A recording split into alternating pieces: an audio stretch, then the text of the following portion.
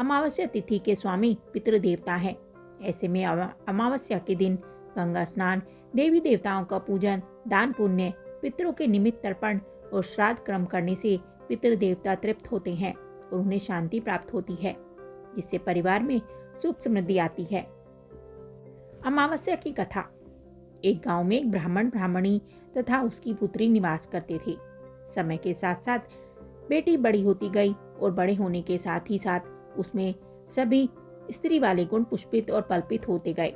वह बालिका अत्यंत सुंदर, संस्कारवान और गुणवान थी, किंतु गरीब होने के कारण उसका विवाह नहीं हो पा रहा था, जिससे ब्राह्मण ब्राह्मणी तथा कन्या तीनों हमेशा दुखी रहते थे। एक बार उनके घर एक साधु पधारे। कन्या ने साधु महाराज का श्रद्धा भाव से सेवा किया और उसकी सेवा भक्ति से प्रसन्न होकर साधु महाराज ने उसे लंबी आयु का आशीर्वाद दिया। किंतु जब उसका हाथ देखा तो उनके चेहरे पर एक अजीब सा भाव आ गया। तब साधु ने ब्राह्मण से कहा कि क्या बात है महाराज, आप कन्या का हाथ देखते ही उदास क्यों हो गए? तब साधु महाराज ने कहा कि कन्या के हाथ में विवाह के योग्य रेखा नहीं है। यदि इसका विवाह हुआ तो यह वैधव्य का जीवन जिएगी। साधु से यह बात सुनकर ब्राह्मण दंपति दुखी हो गए। उन्होंने साधु महाराज से पूछा, महाराज, कन्या ऐसा कौन सा कार्य करे जिससे उसके हाथ में विवाह योग बन जाए? तब साधु महाराज ने कुछ देर सोचने के बाद अपनी अंतर्दृष्टि के ध्यान से बताया कि कुछ दूरी पर एक गांव है, जिसमें एक सोना नाम की धोबिन महिला रहती है। उसके साथ उसके बेटे और बहू और उसका पति भी रहता है। वह धोबिन बहुत ही आचार विचार और संस्कार संपन्न तथा पतिपरायण महिला है।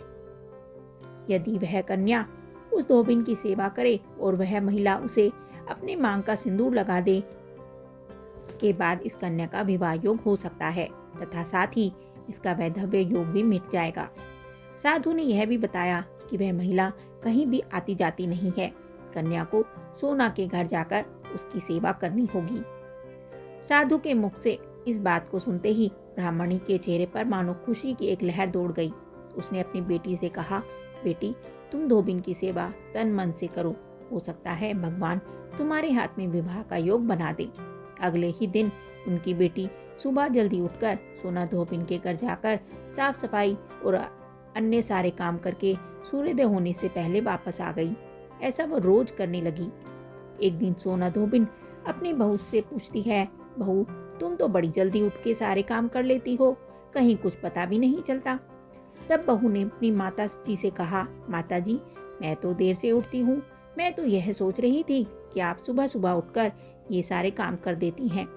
तब सास बहू दोनों सोचने लगी कि ऐसा कौन है जो हमारे उठने के पहले ही आकर के चुपचाप सारे काम कर जाता है और बदले में कुछ भी नहीं लेता। तब सास बहू दोनों निगरानी करने लगी कि आखिर कौन है जो सब कुछ करके जाता है। एक दिन जब ब्राह्मण कन्या सोना के घर का सारा काम करके जाने लगी, तब सोना धोबिन उसके पैरों में गिर पड़ी और उससे पूछने लगी, हे देवी, तुम कौन हो? इस तरह छुपकर हमारे घर की चाकरी क्यों करती हो? तब उस लड़की ने साधु के द्वारा कही गई सारी बात को सोना धोबिन को बता दिया। सोना धोबिन एक पति परायण नारी थी, अतः उसके एक तेज विद्यमान था। वह अपना सुहाग ब्राह्मण की कन्या को देने के लिए तैयार हो गई। धोबिन के पति कुछ अस्वस्थ थे। उसने अपने बहू से कहा कि जब तक मैं लौट कर नहीं आऊं तब तक तुम उनकी देखभाल करना। ऐसा कहकर सोना धोबिन ब्राह्मण की कन्या के साथ चली गई और उसने अपनी मांग का सिंदूर कन्या की मांग में लगा दिया। सोना धोबिन ने जैसे ही अपनी मांग का सिंदूर कन्या की मांग में लगाया, उसके पति स्वर्ग सिधार गए। क्योंकि सोना धोबिन एक पति परायण नारी थी, अतः उसे इस बात का आभास था। घर से यह सोचकर निराजल ही चली थी कि यदि मुझे कहीं भी पीपल का पेड़ मिल जाएगा तो रास्ते में ही मैं पीपल के पेड़ की भंवरी देकर उसकी परिक्रमा करके ही अन्न को ग्रहण करूंगी। जब सोना धोबिन ब्राह्मण कन्या को सुहाग दी, तब ब्राह्मणी ने पूरी पकवान से न देकर 108 ईंट के टुकड़ों से दी और 108 बार पीपल के पेड़ की परिक्रमा की। उसके बाद उसने जल ग्रहण किया। ऐसा करते ही धोबिन के पति के शरीर में वापस जान आ गई और वह जीवित हो गए। उसी समय से लोगों का यह विश्वास हो गया कि जो व्यक्ति हर अमावस्या के दिन भंवरी देकर पीपल के पेड़ की 108 परिक्रमाएं करेगा उसको सुख और सौभाग्य की प्राप्ति होगी। ऐसा कहा जाता है कि पीपल के पेड़ में सभी देवताओं का वास होता है, अतः जो व्यक्ति प्रत्येक अमावस्या को पीपल के पेड़ की परिक्रमा कर सोना धोबिन तथा गौरी गणेश की पूजा करता है उसे अखंड सौभाग्य की प्राप्ति होती है। यह कहा जाता है कि अमावस्या को धान, पान, हल्दी, सिंदूर और सुपारी का भंवरी देना चाहिए। तत्पश्चात सामर्थ्य अनुसार सुहाग की सामग्री, खाद्य सामग्री, फल, मिठाई आदि से भंवरी देना चाहिए।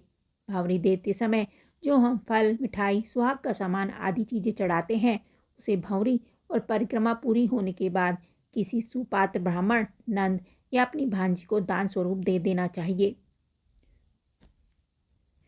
ये कथा और जानकारी आपको कैसी लगी हमें कमेंट करके ज़रूर बताएं। साथ ही वीडियो को लाइक करें, चैनल को सब्सक्राइब करें। धन्यवाद।